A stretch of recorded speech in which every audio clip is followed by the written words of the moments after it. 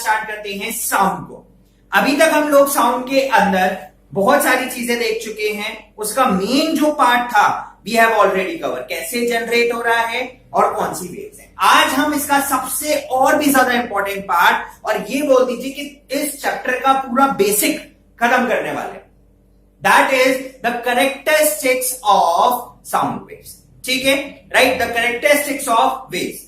ठीक है ना। अब हम लोग ये स्टार्ट करने वाले। ठीक है, देखिए इन ऑल हमारे पास टोटल 5 कैरेक्टरिस्टिक्स है।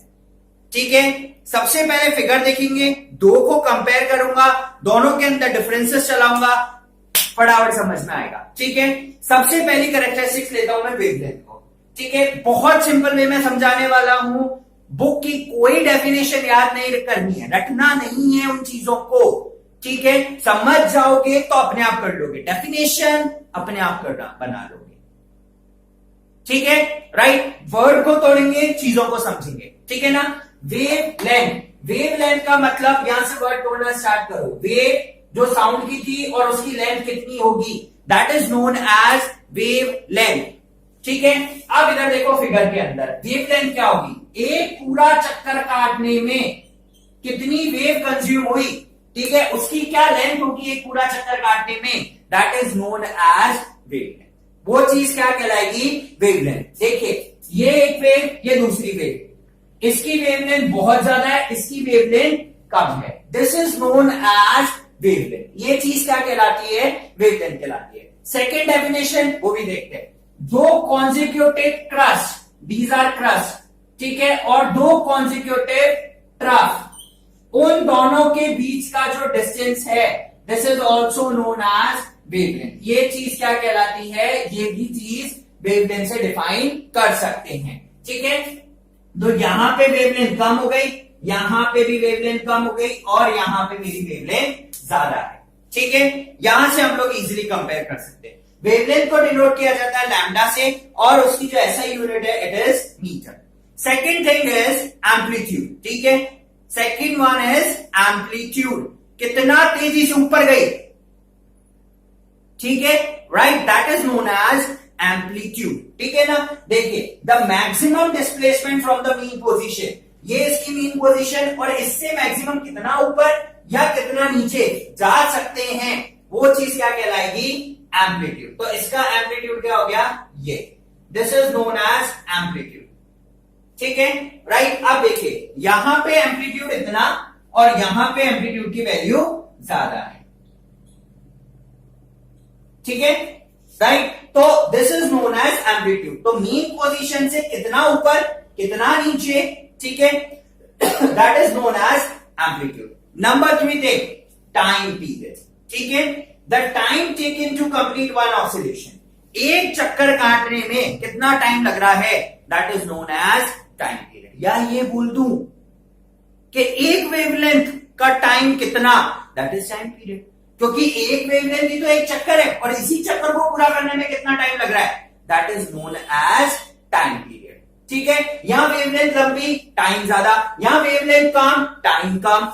ठीक है, तो this is known as time. ठीक है, तो एक वेवलेंथ को कंप्लीट करने में कितना टाइम लग रहा है, that is known as time period. ठीक है, राइट, यहां पे टाइम ज्यादा, तो अगर वेवलेंथ ज्यादा तो टाइम भी ज्यादा, वेवलेंथ कम तो टाइम भी कम। ठीक है, right, it is denoted bye T, SI unit is second. अब देखिए दो चीजें, टाइम पीरियड, फ्रीक्वेंसी, कंफ्यूज नहीं होना। ठीक है ना। Next one is frequency. ठीक है ना।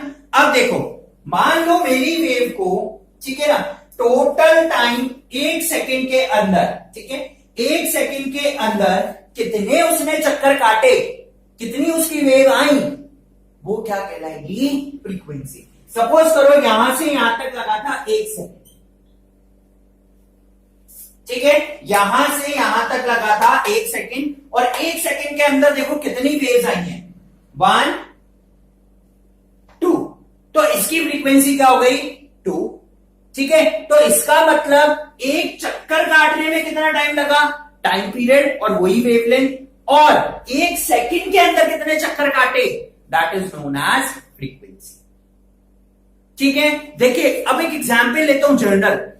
फैन लीजिए, ठीक है ना। फैन को 3 पे ऑन कीजिएगा, 3 नंबर पे, ठीक है ना, राइट। उसकी स्पीड 3 रखनी है, 1 सेकंड के अंदर 6 चक्कर मार लेगा, ठीक है ना। और एक चलाइए उसी फैन को सेम 5 पे, ठीक है। अब देखिए 1 सेकंड के अंदर कितने चक्कर मारेगा, ऑफ कोर्स ज्यादा मारेगा। इसका मतलब उसकी फ्रीक्वेंसी ज्यादा, तो टाइम कम फ्रीक्वेंसी ज्यादा, तो वो चीज क्या कहलाती है, फ्रीक्वेंसी। तो 1 सेकंड के अंदर कितने चक्कर मार रहा हूं, that is known as frequency, ठीक है। और टाइम पीरियड क्या होगा कि ये पूरा चक्कर काटने में कितना टाइम लगा, that is known as time period, ठीक है, राइट, ओके। फ्रीक्वेंसी की यूनिट हर्ट्ज होती है, ठीक है। तो number of cycles per second, 1 second के अंदर कितने साइकिल चल सकता हूं, that is known as frequency. It is denoted by mu, ठीक है। वी है थोड़ा सा टेढ़ा करके, टेढ़ी चीज है ना इसलिए टेढ़ा करके, तो वी है टेढ़ा करके। ऐसा यूनिट क्या होगी, 1/सेकंड्स बोल सकते हैं या फिर हम लोग बोलते हैं हर्ट्ज, ठीक है। अब देखिए यहां से रिलेशन जनरेट होता है, मैंने डायरेक्ट लिख रखा है कि फ्रीक्वेंसी इज इक्वल्स टू 1/टाइम। बहुत सिंपल है, समझ लीजिए ना। हमने कहा 1 सेकंड में 3 चक्कर, फ्रीक्वेंसी कम। 1 सेकंड में 5 चक्कर, डिस्टेंस उतना ही था। 1 सेकंड में 5 चक्कर, फ्रीक्वेंसी ज्यादा। तो टाइम पीरियड कम, फ्रीक्वेंसी ज्यादा। टाइम पीरियड कम, फ्रीक्वेंसी ज्यादा। टाइम पीरियड ज्यादा, फ्रीक्वेंसी कम। तो यानी कि इनवर्स रिलेशन हो गया, एक कम है तो दूसरा ज्यादा है, ठीक है। डायरेक्ट रिलेशन, एक ज्यादा तो दूसरा भी ज्यादा। That is what frequency is inversely proportional to time, ठीक है। अब इसके बाद इसकी आती है फिफ्थ कैरेक्टरिस्टिक, ठीक है ना। अब देखिए फिफ्थ कैरेक्टरिस्टिक्स क्या होती है, ये हम लोगों ने डायग्राम से समझ लिया, ठीक है ना। हम वेवलेंथ समझ चुके हैं, एक चक्कर काटना कितना, एक चक्कर में कितनी लेंथ, वेवलेंथ, ठीक है ना। उस एक चक्कर को काटने में कितना टाइम लगा, टाइम पीरियड। मीन पोजीशन से कितना डिस्प्लेसमेंट, एम्पलीट्यूड, ठीक है, राइट। और 1 सेकंड में कितने चक्कर काटे, फ्रीक्वेंसी। इसके बाद इसकी जो फिफ्थ प्रॉपर्टी है, that is fifth property is velocity,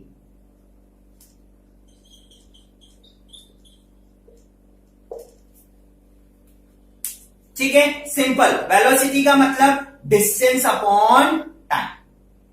simple सा एक ही अक्षर में हम समझते हैं कि वेलोसिटी का मतलब क्या होगा, डिस्टेंस अपॉन टाइम, कि कितना डिस्टेंस ट्रेवल किया है मैंने गिवन टाइम के अंदर, that is known as velocity, ठीक है। तो इसकी जो फिफ्थ कैरेक्टरिस्टिक है, दैट इज वेलोसिटी। अगेन ये सीधे वी से डिनोट करेंगे, ठीक है। इसकी यूनिट जो होगी दैट इज मीटर पर सेकेंड बोल सकते हैं, व्हाटसोएवर। डिस्टेंस हम किस में लेते हैं डिपेंड करता है, ठीक है।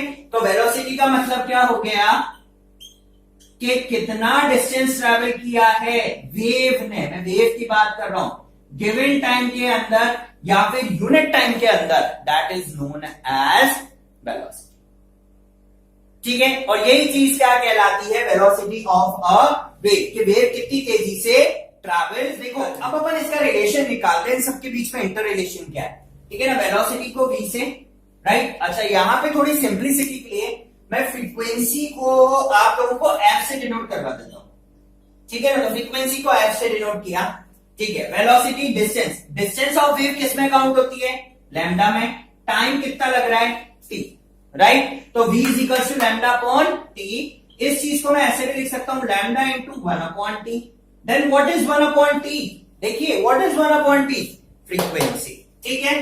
तो v is equal to f या लैम्डा इंटू f। तो कितनी तेजी से चल रही है और कितनी चल रही है, that is known as total. तो वेलोसिटी का क्या फॉर्मूला हो गया, in terms of frequency v is equal to lambda into frequency, and in terms of time v is equal to lambda upon t। This is known as velocity, ठीक है, right. देखिए friends, ये हुई हमारी पांचों की पांचों कैरेक्टरिस्टिक्स, ठीक है। हम लोगों ने 5 कैरेक्टरिस्टिक्स पढ़ ली साउंड वेव की, जो बहुत इंपॉर्टेंट थी, और इनके ऊपर न्यूमेरिकल्स। अभी हम वो लोग देखेंगे, इस चैप्टर के सारे एक साथ करने वाले हैं, राइट। अब देखिए इसके बाद हम पढ़ चुके हैं कि साउंड कैसे जनरेट हो रहा है। सबसे इंपॉर्टेंट थिंग आती है कि साउंड प्रोपोगेट होता है, तो क्या वो बिना पार्टिकल्स के प्रोपोगेट हो सकता है। लेकिन अगर प्रोपोगेट होता है पार्टिकल्स में, तो क्या कोई फर्क पड़ता है क्या पार्टिकल्स के होने का, नंबर ऑफ पार्टिकल्स के होने का, डेंसिटी ऑफ पार्टिकल्स होने का, वो अभी हम लोग देखते हैं, ठीक है ना। देखिए, जो साउंड है उसको एक मटेरियल मीडियम रिक्वायर्ड है ट्रेवल करने के लिए। अगर मटेरियल मीडियम नहीं मिलेगा, साउंड प्रोपोगेट नहीं हो सकता। क्यों? ये पार्टिकल आया, इसने एनर्जी ली, अगले को दी, फिर अगले ने ली, फिर अगले को दी। अगर होगा ही नहीं तो एनर्जी लेके कौन जाएगा? इसका मतलब हुआ मैं खाली लिपसिंग कर रहा हूं और सुनाई नहीं दे रहा। मैं लिपसिंग कर रहा हूं, सुनाई नहीं दे रहा। क्यों? क्योंकि कोई पार्टिकल नहीं है किसी भी चीज को ले जाने के लिए एक जगह से दूसरी जगह तक। इसीलिए हम लोगों को मटेरियल मीडियम रिक्वायर्ड होता है जिसके अंदर पार्टिकल्स हो, आइदर सॉलिड हो, लिक्विड हो या फिर गैस। तो ये डिपेंड करेगा मटेरियल मीडियम के ऊपर कि किस तरीके का मटेरियल मीडियम है, उसी तरीके से साउंड क्या करेगा? ट्रैवल करेगा। अगर वाटर है देन डिफरेंट, सॉलिड है देन डिफरेंट, एयर है तो और भी डिफरेंट।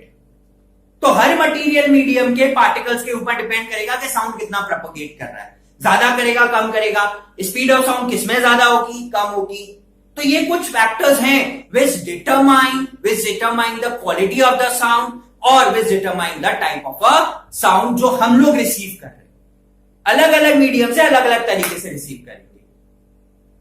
तो ये सारे फैक्टर्स हैं जिनके ऊपर साउंड का प्रोपोगेशन डिपेंड करेगा और किस क्वालिटी का साउंड आता है ये भी डिपेंड करेगा।